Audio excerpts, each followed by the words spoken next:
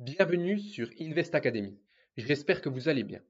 Ici, on ne parle pas de spéculation, mais bien d'investissement en bourse à long terme sur des sociétés de qualité. Cette vidéo ne représente pas un conseil d'investissement, je suis un simple particulier qui partage son avis et son expérience boursière. Avons-nous une opportunité d'investissement sur Clasquin, une petite société française éligible au PEA et au PEA-PME? Déjà, qu'est-ce que c'est Clasquin? C'est une société qui est dans le secteur du freight forwarding et de la logistique overseas. Donc voilà, si on se place ici, freight forwarding. Est-ce qu'on peut avoir ici? Ça, voilà.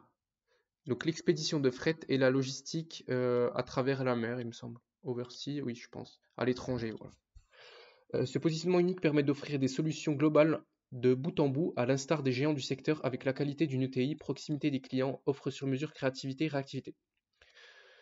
Nous offrons ainsi une plateforme complète de services à forte valeur ajoutée dans la gestion de la supply chain overseas, donc dans la supply chain à l'étranger, la conception et le pilotage de solutions de transport et de logistique sur mesure, de même que la sélection de la coordination d'un réseau de partenaires sous-traitants parmi les plus performants. Porté par notre métier et du service client, par la passion de notre métier et du service client, par l'expertise, l'enthousiasme de nos équipes, ainsi que par notre culture de la conquête et de la performance, nous déroulons depuis 1983 notre stratégie de développement à l'international grâce à la confiance de nos clients. Nous avons pu nous implanter en Europe, en Asie, en Amérique et plus récemment au Maghreb et en Afrique subsaharienne. Donc ici, on a comme une très très belle small cap familiale dans le secteur de la logistique. Donc on peut voir ici que Yves Revol détient 42% du capital, les salariés 12,5% et le public 45%. Donc là, on se retrouve tout de suite sur une petite note d'analyse de CIC Market Solutions. Donc on dit fortement, parce qu'on a eu des résultats annuels, le 22 ou 23 mars, il me semble. Donc on nous dit que des fondamentaux solides, reprise de Timar bien engagés. La forte croissance de l'activité, marge brute plus 15% combinée à de nouveaux records en termes de marge, EBIT sur marge brute à 23,9%, soit plus 1,5 points, ont permis une forte hausse des résultats en 2022. EBIT à 33,4 millions, plus 22,5%, et résultat net part de groupe à 21,8 millions d'euros, plus 25,4%, en ligne avec les attentes et une accélération du désendettement. Dette nette hors IFRS 16 à moins 20,8 millions d'euros vs 22,1 millions d'euros à fin décembre 2021. Donc ici, on n'a plus de dettes. On a éliminé 40 millions de dettes, donc c'est assez excellent depuis un an, depuis le précédent exercice. Donc on n'a plus de dettes et à l'heure actuelle où les taux montent, c'est une très bonne nouvelle. Permettant de distribuer 6,5 euros de dividendes par action, plus 75%, avec un payout de 69% et un yield à 11%. Donc ici, on a un dividende assez exceptionnel de 6,5 euros par action. Aujourd'hui, on cote à combien? Aujourd'hui, on cote à 62. Donc franchement, on a un très très bon dividende. Ici, si on nous fait ça, on a dit combien le dividende, pardon? Donc ici, on nous dit un dividende de 6,5 euros. Ici, 6,5 euros divisé par 62 ici, le cours actuel. On a 10,4% de rendement du dividende à l'heure actuelle. Donc c'est assez excellent. Est-ce que la société distribue du dividende? Dividende par action, ici. On se place ici sur 20 ans. Donc le dividende a toujours été en augmentation ou assez stable dans le temps, sauf à cause de la pandémie ici. On a baissé le dividende, mais là on était en 2022, on a distribué au titre de l'exercice 21 3,70 euros et là on double quasiment le dividende. C'est ça, on double presque le dividende, c'est ça. Voilà, ici, ouais, 3,70, c'est plutôt pas mal. Alors, dans un marché attendu à plus 1% en volume, prévision OMC sur les échanges mondiaux, moins 4,3% pour l'aérien et moins 2,5 à moins 5% pour le maritime. Les dirigeants peuvent compter sur une activité, comptent générer une activité supérieure, donc surperformer le marché, et annoncent une baisse des marges unitaires après les niveaux records enregistrés en 2021-2022. Si le groupe devait bénéficier de la dynamique commerciale clients existants, nouveaux clients, offres digitales, stratégies, grands comptes, etc., de la poursuite des compléments d'offres et de couverture géographique et de l'intégration de Timar, nouvelle acquisition, signature prévue avant fin mars, closing estimé pour fin juin, et de la possibilité de réaliser de nouvelles acquisitions compte tenu d'un effet de base élevé et dans un marché sous pression, nous estimons que l'activité pourrait marquer le pas en 2023. Marge brute attendue à moins 18% en organique ou moins 8% en incluant Timar sur 9 mois. Par ailleurs, après les records enregistrés en 2021 et 2022, les marges pourraient retrouver un niveau plus normatif.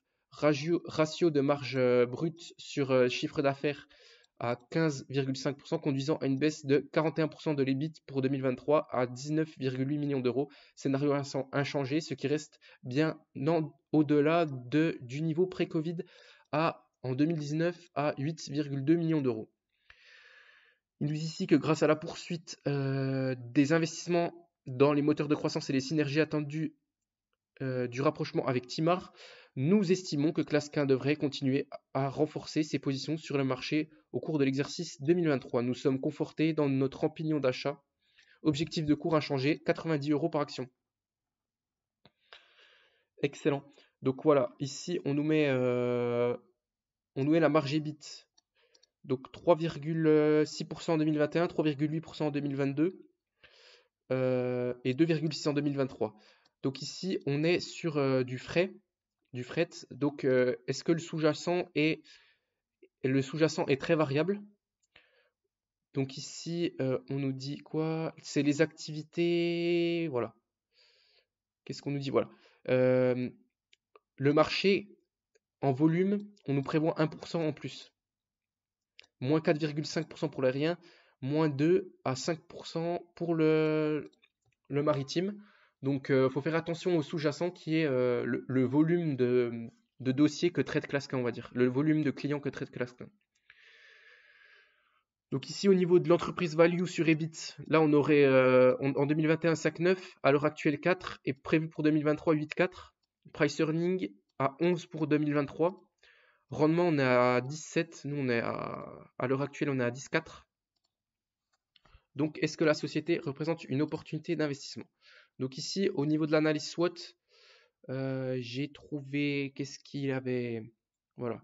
Ici, on peut regarder un petit peu les avantages et les inconvénients de la société. Voilà, investment case.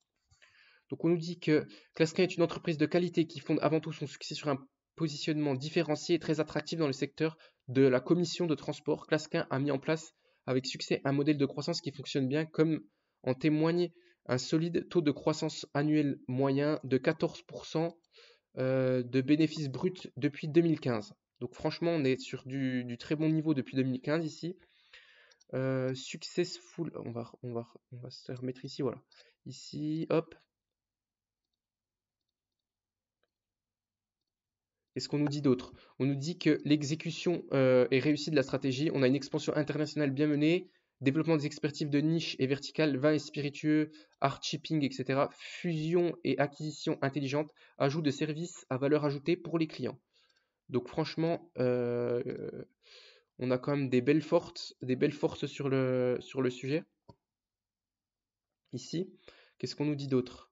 On nous dit que en 2021-2022, Clasquin a profité de la puissante reprise de la demande mondiale et de la perturbation massive des chaînes d'approvisionnement. Nous nous attendons à une sorte de normalisation en 2023-2024. Donc ici, on est sur des niveaux assez exceptionnels quand même et qu'il faudra se méfier pour l'année à venir. Ici, des CF Peers.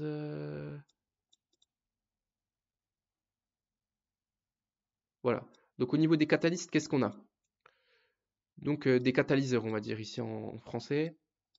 Puis là, j'arrive pas à le copier, voilà. Au niveau des catalyseurs, qu'est-ce qu'on a? Ici, au niveau des catalyseurs, on a de bonnes choses, je pense. Hausse des taux de frais due à une forte demande et des conditions de chaîne d'approvisionnement tendues, élargissement de l'offre logistique, supply chain, offre digitale, montée en puissance commerciale dans les régions à forte croissance pour le commerce. Donc ici, voilà ce qu'on a comme catalyseur. Et ici, on a quoi comme risque?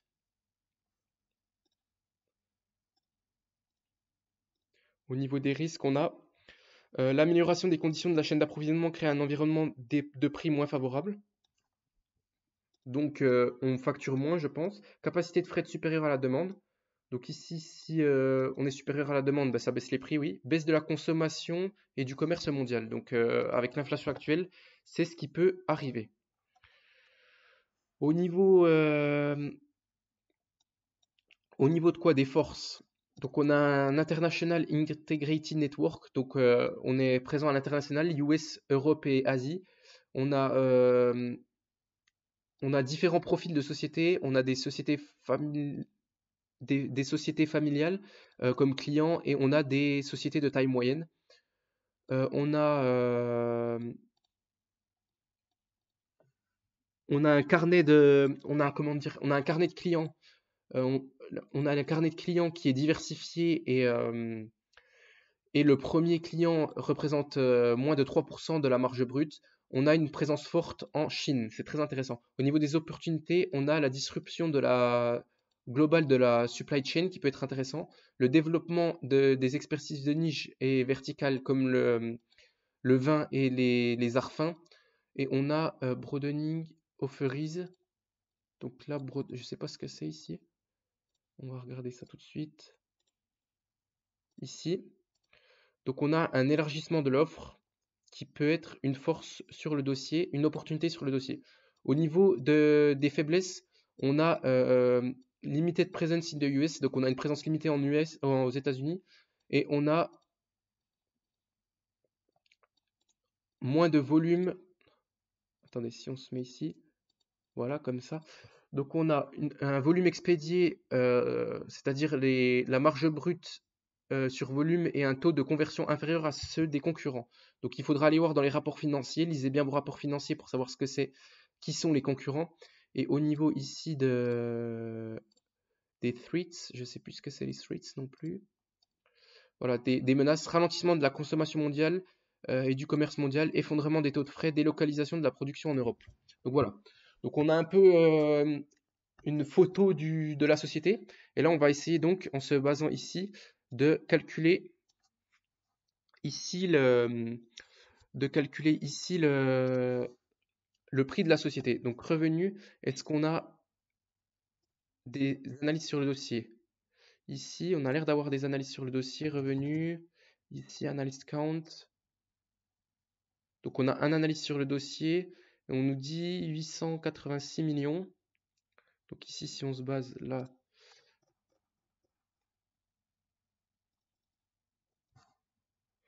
ici, qu'est-ce qu'on nous dit? Au niveau du revenu, j'ai pas, il parle que de marge brute ici.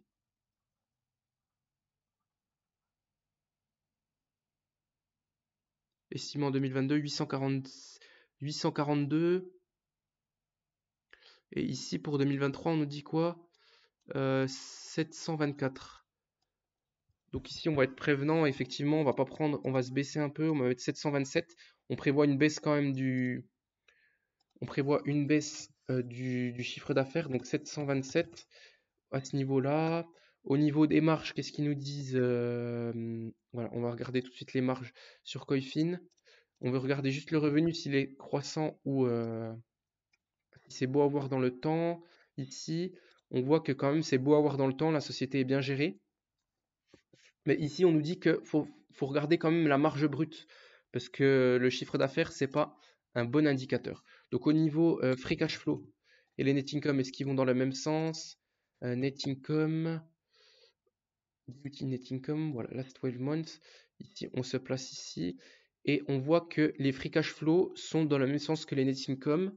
Et là, actuellement, les free cash flow sont plus élevés, notamment, je pense, à cause de IFRS 16, donc qui comptabilise les loyers, pas dans les free cash flow, justement. Donc là, on va prendre la net income margin, ça va être très bien. Ici, donc net income margin, on se place là. Sur les 12 derniers mois, qu'est-ce qu'on a? On a 2,58. Donc on a une faible marge qui laisse pas beaucoup de marge de manœuvre, mais il faut que ça soit très bien géré. Donc ici, sur 10 ans, Sur 20 ans, on a 1,59. Sur 10 ans, on a 1,06. Sur 5 ans, on a 1,09. Et là, qu'est-ce qu'ils nous disent ici? Net income margin, on ne nous place pas ici. Earning per share.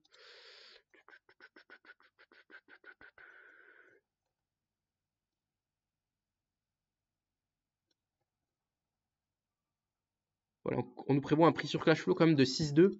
Donc prix sur cash flow, hop, c'est franchement excellent pour 2023. Mais au niveau de la net income margin, ici, on ne nous dit rien. Et ici, qu'est-ce qu'on nous dit? On nous dit price earning. Ouais, on nous dit rien non plus ici. Bon, bref, c'est pas très grave. On va se placer ici. On va prendre la moyenne sur 20 ans à 59, même si ici on est très élevé. On va prendre 1,60. Comme ça, on est bien prévenant. Donc 1,6%. Au niveau du price earning, on s'attend à quoi? À combien s'échange la société surtout?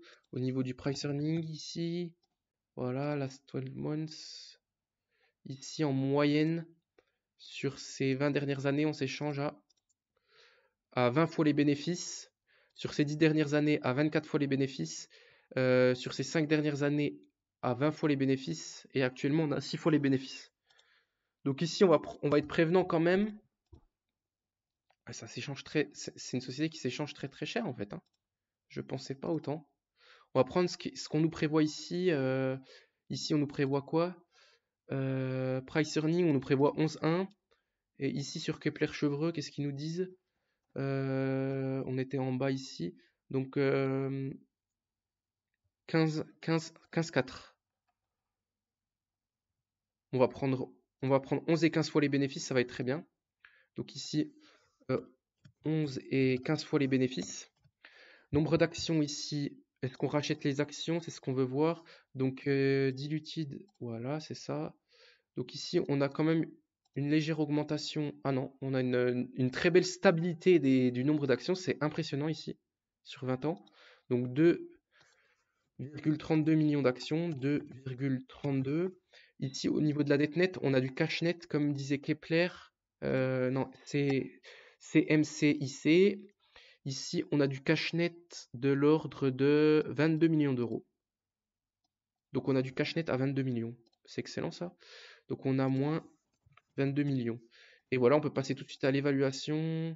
Et PER de 11 égale, voilà. On passe tout de suite à l'évaluation, ici, pour savoir si la société représente une opportunité d'investissement. Donc 727 fois 0,016 pour la marge nette, fois 11 fois les bénéfices, égale ça. On rajoute plus 22 millions de cash. Ça nous donne 149 millions divisé par 2,32 millions. Ici, on se retrouve à 64,63 € l'action à 11 fois les bénéfices. Donc on est à 62 € l'action. Donc aujourd'hui, elle est correctement évaluée quand même, la société. Elle représente même une légère opportunité d'investissement selon moi. Parce qu'elle est très bien gérée, elle fait des acquisitions. Et on a du cash. Donc franchement, c'est très très beau. Donc à ce niveau-là, on se replace ici. Quand on a fait x11, donc ici, où on était là,